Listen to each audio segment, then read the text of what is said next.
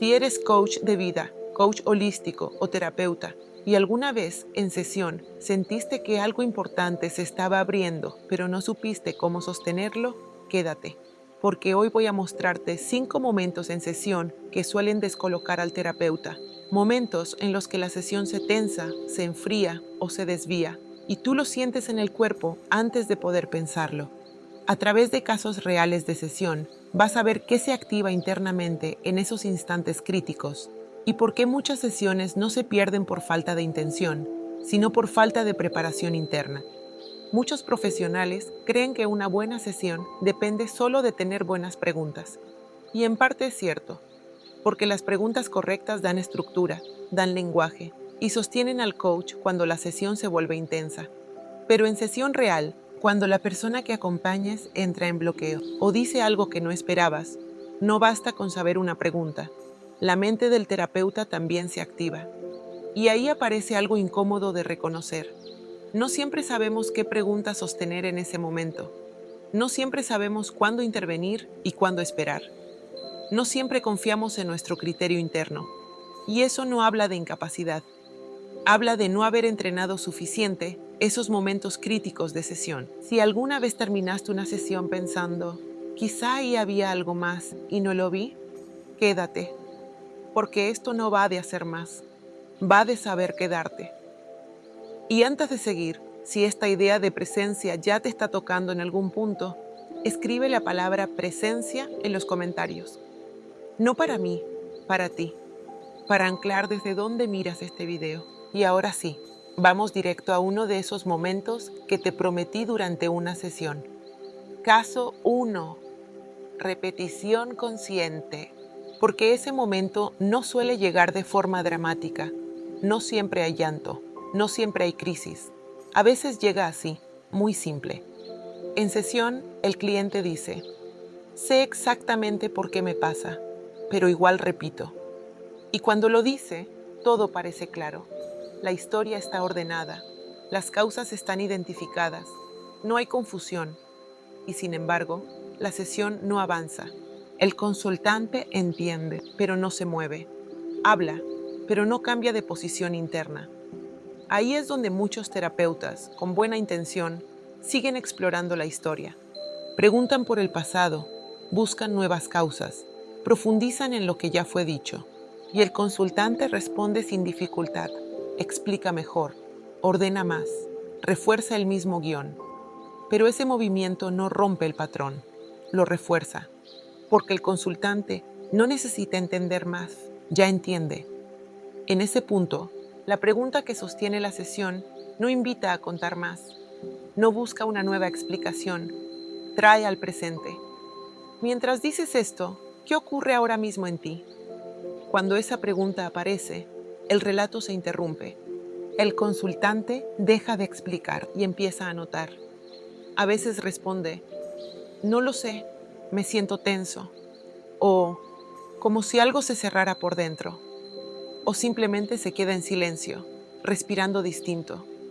Aquí el coach no interpreta, no traduce lo que pasa, no lleva la experiencia a una conclusión, se queda, porque ese momento, cuando el cliente deja de contarse y empieza a percibirse, es el punto exacto donde la sesión empieza a moverse.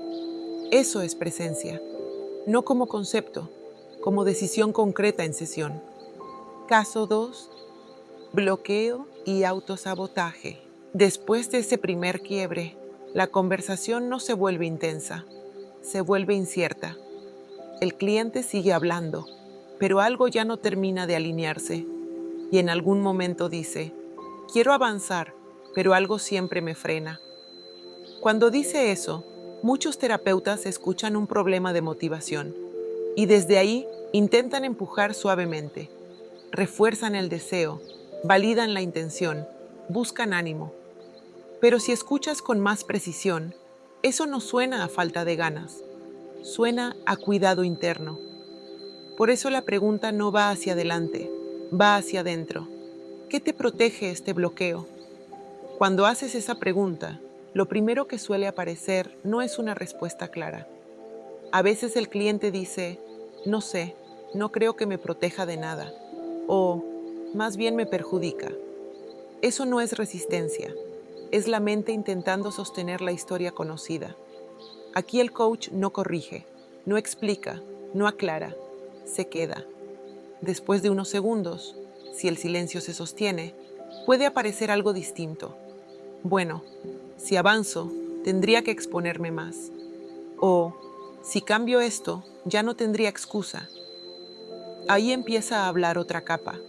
Y a veces, más adelante, llega algo como, creo que me protege de fallar, de que me juzguen, de perder lo poco estable que tengo, de tener que sostener algo que no sé si puedo.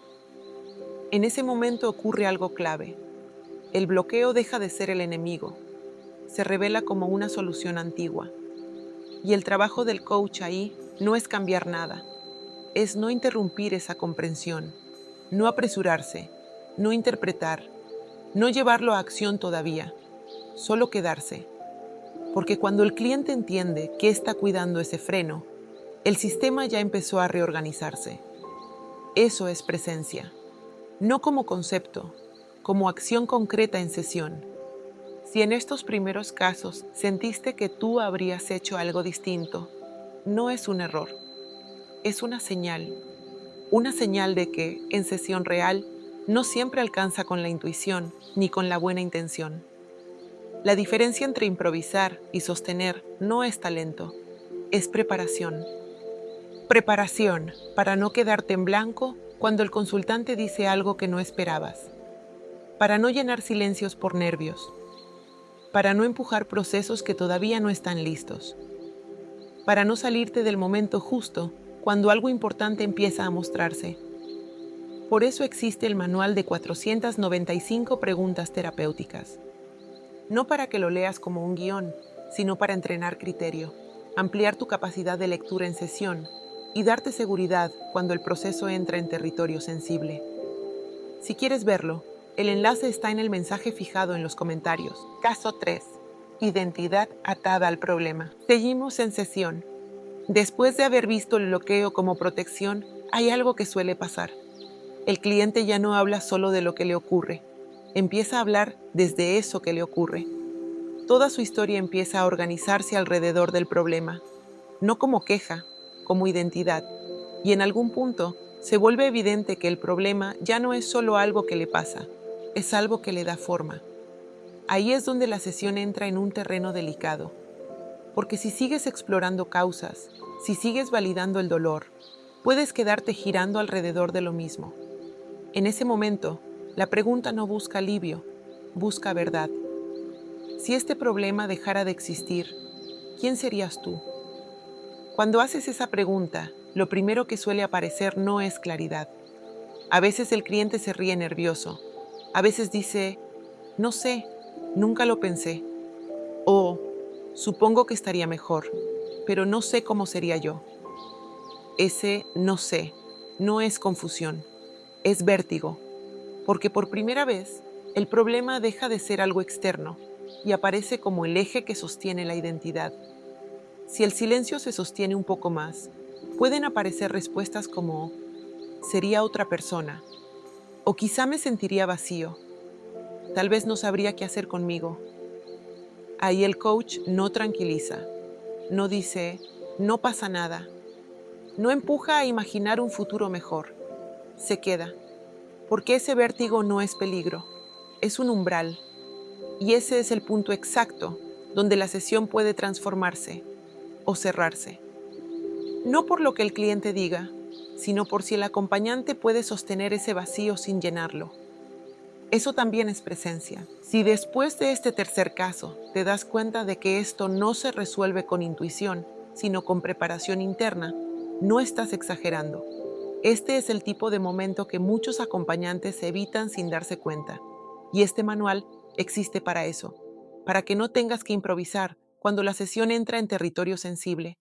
No te hace mejor persona, te hace mejor acompañante. Caso 4. Desconexión emocional. Después de atravesar identidad y vértigo, hay otro escenario muy frecuente en sesión. El cliente habla bien, piensa con claridad. Todo lo que dice tiene sentido. Puede explicar lo que le pasa, ordenar su historia, incluso nombrar aprendizajes. Pero algo no está ahí. El cuerpo no acompaña, la voz no cambia, la respiración no se mueve, no hay emoción disponible. En este punto, muchos terapeutas siguen trabajando desde la mente. Analizan, reflexionan, profundizan en el discurso, y la sesión se vuelve correcta, pero plana. Ahí la pregunta no va al pasado ni al significado, va al instante previo. ¿Qué emoción aparece justo antes de que te frenes? Cuando haces esa pregunta, la respuesta rara vez es inmediata. A veces el consultante dice, no lo sé, nada en particular, no siento nada. Eso no es evasión, es desconexión aprendida. Aquí el coach no fuerza emoción, no pide que sienta algo, no interpreta, se queda. Si el silencio se sostiene, empiezan a aparecer matices, tal vez ansiedad o una presión en el pecho, como una incomodidad, y a veces, más adelante, miedo, culpa, vergüenza. En ese momento, algo cambia. La sesión deja de estar en la cabeza y baja al cuerpo. Y el trabajo del coach ahí no es profundizar más, ni explicar la emoción. Es permitir que esté sin apresurarla ni racionalizarla. Muchos acompañantes, al ver este momento, reconocen algo propio. Yo suelo quedarme en lo mental. Y ese reconocimiento no es un problema, es aprendizaje real, porque a partir de ahí ya saben qué leer y qué sostener. Caso 5. Parálisis decisional. Después de haber bajado al cuerpo, de haber reconocido la emoción, la sesión suele entrar en una zona particular. El consultante ya ve, entiende lo que le pasa, puede nombrar el patrón, reconoce el miedo, la protección, la identidad, y sin embargo, no se mueve. No porque no quiera, no porque no sepa, porque decidir implica perder algo. En este punto, muchos terapeutas intentan suavizar, reducen la exigencia, postergan la acción, protegen al cliente de la incomodidad. Pero ese cuidado excesivo suele dejar la sesión suspendida. Aquí la pregunta no consuela, ordena. ¿Qué si está en tus manos ahora, aunque sea incómodo? Cuando haces esa pregunta, no aparece entusiasmo. A veces el consultante suspira, a veces dice, podría decir que no, o dejar de justificarme, o asumir una conversación que vengo evitando. No son grandes decisiones, son movimientos pequeños, pero son reales. En ese momento, el coach no empuja, no exige compromiso, no convierte la respuesta en tarea, se queda. Porque cuando la responsabilidad aparece sin culpa, el sistema se ordena solo. El cliente deja de estar atrapado entre entender y no actuar. Aparece una posibilidad concreta. Y ahí, sin dramatizar, la sesión encuentra cierre. Si llegaste hasta aquí, probablemente ya notaste algo importante. No es la pregunta, es quién la sostiene. El manual no hace sesiones por ti. No reemplaza tu criterio. Te prepara para no perderte cuando el cliente entre en verdad. Si quieres dejar de dudar en sesión, si quieres sostener sin empujar, si quieres entrenar criterio real, este manual es una base profesional. Puedes encontrar el enlace en el primer mensaje fijado y también en la descripción de este perfil. Porque al final, las preguntas no sanan, la presencia sí. Y la presencia también se entrena. Nos vemos en el próximo video.